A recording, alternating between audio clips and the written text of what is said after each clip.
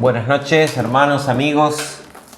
Es bueno poder tener esta oportunidad nuevamente de poder compartir la palabra del Señor. Estábamos estudiando y vamos a continuar estudiando el libro de Lucas. Estábamos en el capítulo 11. Habíamos visto un gran pasaje que era la enseñanza de Jesús de cómo referirnos al Padre y cómo orar. Y ahora a partir del capítulo 14 nos toca un tema diferente, un hecho. En realidad es el relato de un hecho, de una cosa que sí sucedió en realidad. Y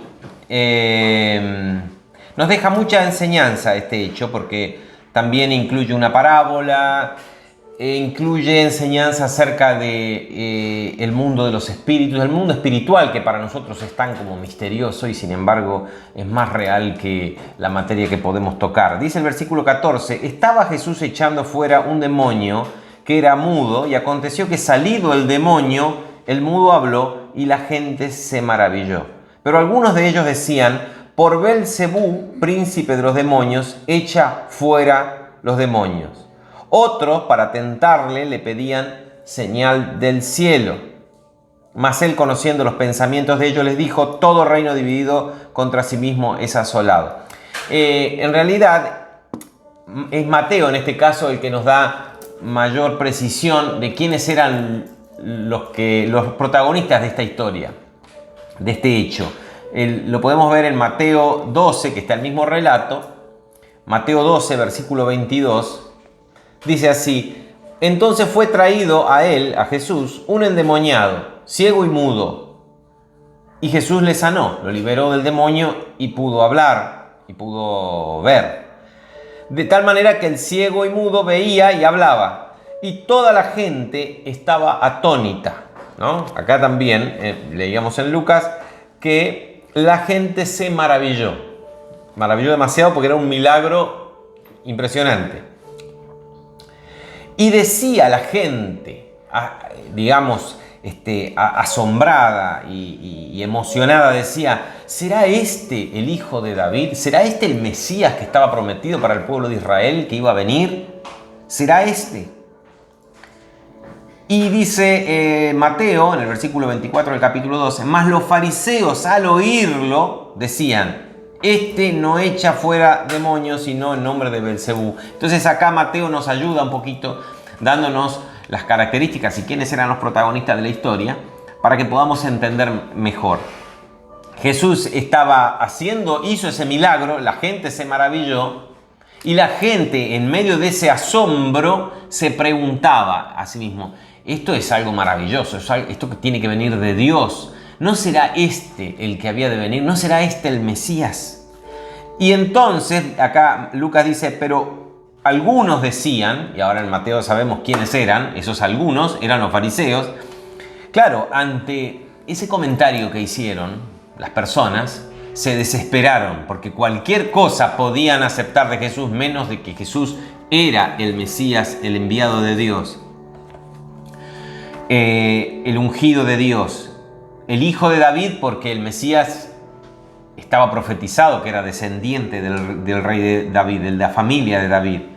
Entonces, desesperados ante esto, tenían que de alguna manera justificar, no podían negar el hecho, porque no solo había salido el demonio, sino que había una manifestación clara del milagro. Es decir, era ciego y pudo ver, era mudo y pudo hablar. Entonces había una manifestación tal que era imposible negar el milagro. Entonces, si no podíamos negar el milagro, ¿qué hacíamos? Porque el problema que tenían los fariseos en este momento era que la gente empezaba a creer o a arrimarse a la idea de que Jesús podría llegar a ser el Mesías. Y eso le daba pánico a los fariseos. No, era inaceptable.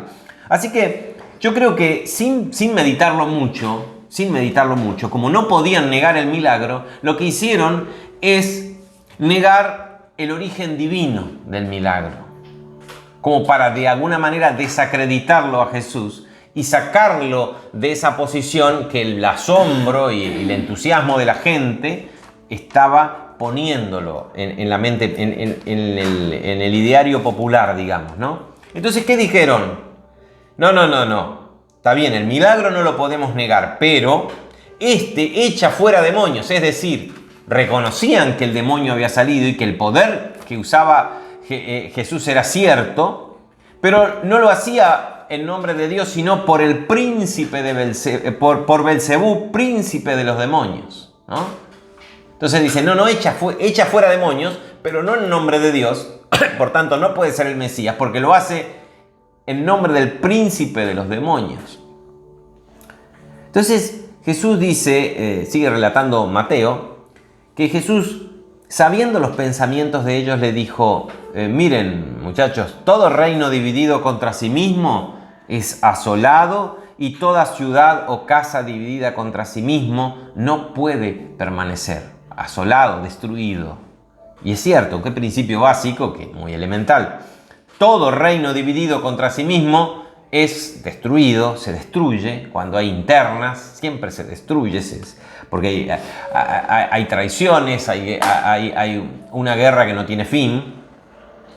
Y toda ciudad, y fíjense que dice, toda casa dividida contra sí mismo no permanecerá. Y esto es un detallecito al margen, ¿no? Toda casa dividida contra sí mismo. Qué importante es la unidad en el hogar, la unidad en la familia, porque si no, no hay posibilidad de que se llegue a buen puerto con una familia, con un matrimonio sin unidad.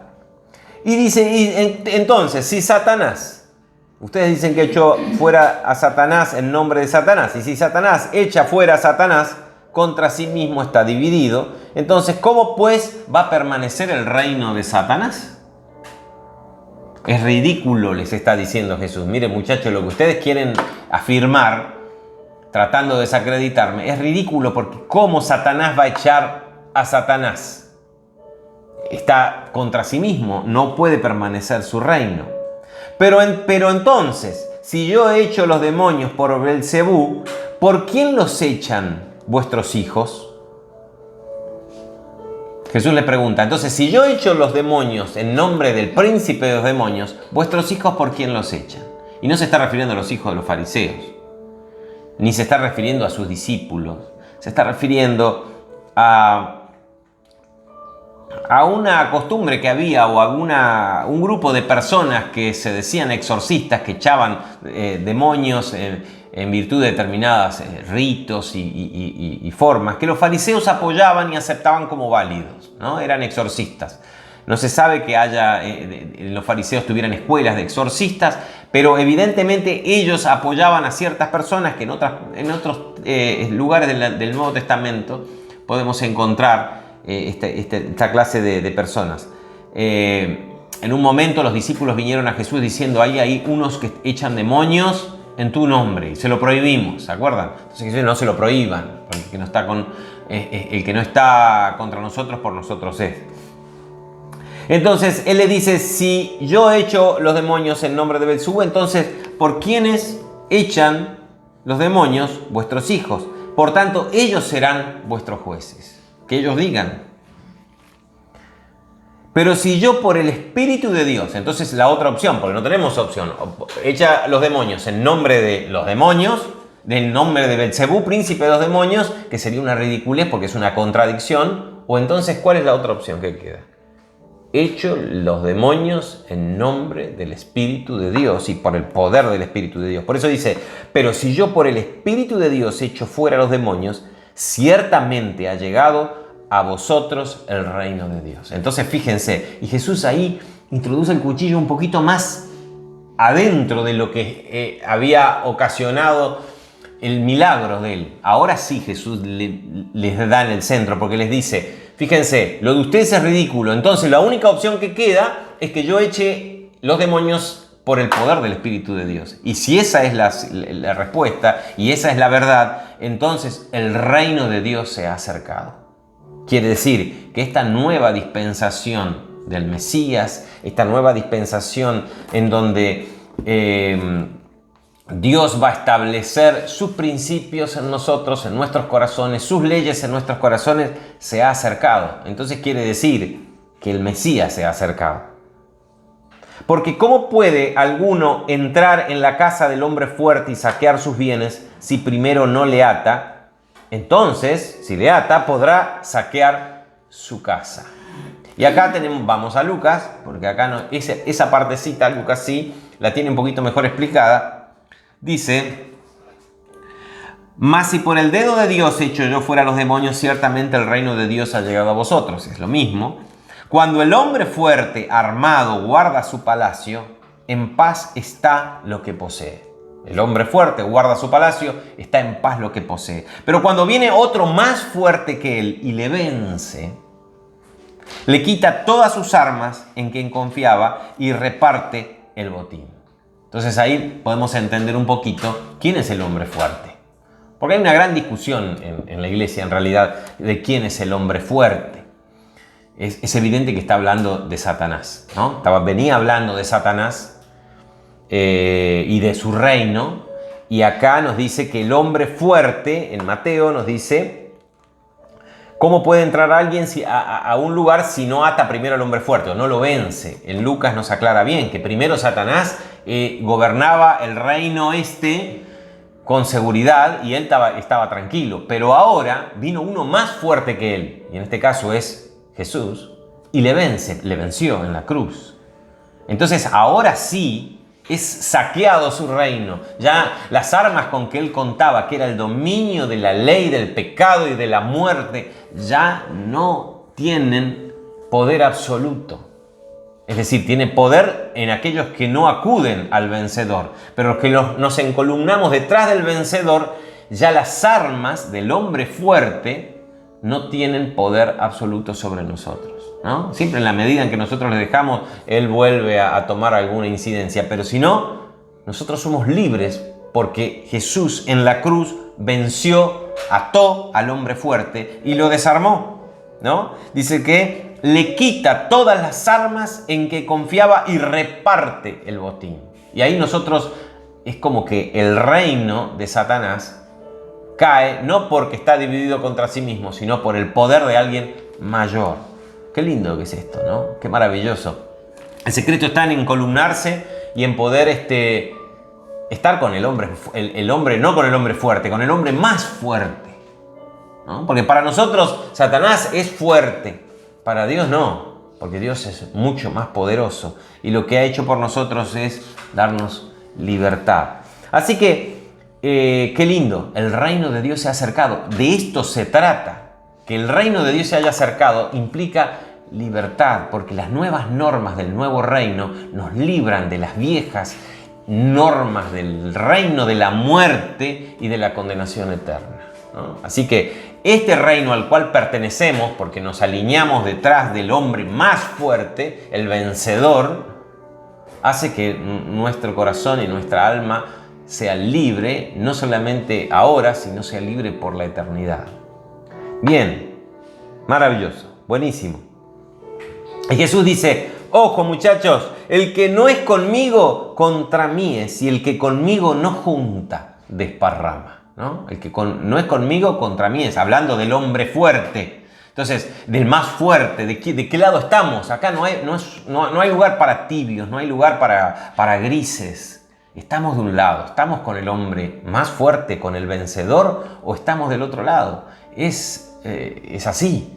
Nosotros siempre queremos negociar, queremos no ser tan fanáticos, buscar un poquito, pero no tanto. Queremos dar, pero no todo. Siempre queremos negociar, porque queremos un poco de lo de acá abajo y un poco lo del reino de acá abajo y un poco de lo del reino de Dios, porque claro, nos trae libertad, nos trae paz, nos trae prosperidad hacia el futuro. Pero Jesús acá le está hablando a los fariseos, pero también es para nosotros. Presten atención, que el que no está conmigo, contra mí es. Acá no hay medias tintas. Y el que conmigo no junta, desparrama. No, yo no junto ni desparramo. Yo soy un observador, voy a la iglesia o trato de mantener mi religión al mínimo con piloto automático. Yo no junto ni desparramo. No, desparramar nunca. Pero ¿estás en serio? ¿Te pusiste del lado del hombre más fuerte? Esa es una buena pregunta que nos podemos hacer. Y sigue el relato de Mateo, versículo 31, dice: por tanto os digo, este hecho lo tiene Lucas, lo vamos a ver más adelante en el capítulo 12, pero está está como más entendible si lo ubicamos en este contexto, porque está hablando de lo mismo. Dice, por tanto les digo, os digo, le está hablando a los fariseos, ¿no es cierto? Os digo que todo pecado y blasfemia será perdonado a los hombres. Por tanto, fíjense cuando dice por tanto, es como una conclusión de lo que venía diciendo antes. Es la conclusión de que Él haya vencido al hombre fuerte. Es la conclusión de que el reino de los cielos se establezca en nuestras vidas y por lo tanto aquí en la tierra. Esa conclusión, el por tanto os digo, todo pecado y blasfemia será perdonado a los hombres. Qué bueno, qué lindo resultado, ¿no? Qué bendición de que haya venido el reino de Dios y que venga el reino de Dios en nuestras vidas, en nuestras familias, en nuestras iglesias, en nuestro lugar. Todo pecado entonces, incluso blasfemia, que son cosas que se dicen cuando uno odia a las cosas, a Dios específicamente, será perdonado a los hombres. Inclusive la blasfemia contra el Hijo del Hombre. Mas la blasfemia contra el Espíritu Santo, no le será perdonada, ¿no? Ni en esta vida, ni en el futuro. Fíjense cómo dice el 32. A cualquiera que dijera alguna palabra contra el Hijo del Hombre, le será perdonado. Jesús no tiene problema. Si alguien lo odia y dice cosas contra él, no es problema. Si se arrepienten, siempre está la condición, siempre está el arrepentimiento. No es que uno puede hacer lo que quiere y Dios lo va a perdonar. No, está incluido acá, aunque no se dice explícitamente, pero está incluido el arrepentimiento del pecador y el reconocimiento de que hizo mal. Si lo reconoce, será perdonado. Pero al que hable contra el Espíritu Santo, no le será perdonado ni en este siglo, ni en el venidero. ¡A la lona! Esto sí que es bravo, ¿no? Y se está refiriendo a un hecho puntual. Uno puede, en la ignorancia, en la oscuridad de nuestra mente, ir en contra de Dios, del Hijo de Dios, de Jesús. Pero cuando uno, incluso con odio, incluso con bronca, y uno se arrepiente y es perdonado, pero cuando uno peca contra el Espíritu Santo es porque le había conocido. Es algo que tiene mucho mayor carga por el conocimiento y la luz, porque habíamos conocido al Espíritu Santo, porque sabemos quién es, y aún así hablamos contra Él o blasfemamos contra Él. Es un tema que lo vamos a tocar la próxima semana con un poquito más de profundidad, porque ahora no hay más tiempo, pero es un tema a tener en cuenta y es un tema profundo y delicado también, donde nosotros tenemos que tener mucho cuidadito con el dedo cuando queremos seleccionar quiénes son los pecadores contra el Espíritu Santo, ¿no? Entonces ahí tenemos que tener mucho cuidado. Yo quiero para cerrar, centrarnos en por tanto os digo, ¿no? Por tanto os digo, es la conclusión de todo lo que él viene diciendo desde el principio del texto. Él empezó haciendo una maravilla magnífica, un milagro magnífico que revelaba quién era él. Quisieron cuestionarle el origen, por eso se pusieron al límite y Jesús les advierte, ojo, que el pecado contra el Espíritu Santo. Entonces dice, yo por el Espíritu Santo es que hago esto, y si es así, el reino de Dios se ha acercado. Y si el reino de Dios se ha acercado, entonces todos nuestros pecados son perdonados, aún los más graves, ¿no? Qué cosa como para estar agradecidos en esta noche y siempre. Qué bueno decir, Señor, tengo esta luz. Los fariseos no pudieron tenerlo. La incredulidad y la dureza de su corazón no les permitió ver. Nosotros tenemos esta luz. Nosotros podemos verlo. Nosotros tenemos que tomarlo en serio porque, recuerden, acá no hay medias tintas. El que no está con Él del todo está en contra. El que nos junta con Él desparrama. Gracias y nos vemos el próximo miércoles y continuamos con el estudio de la palabra. Amén.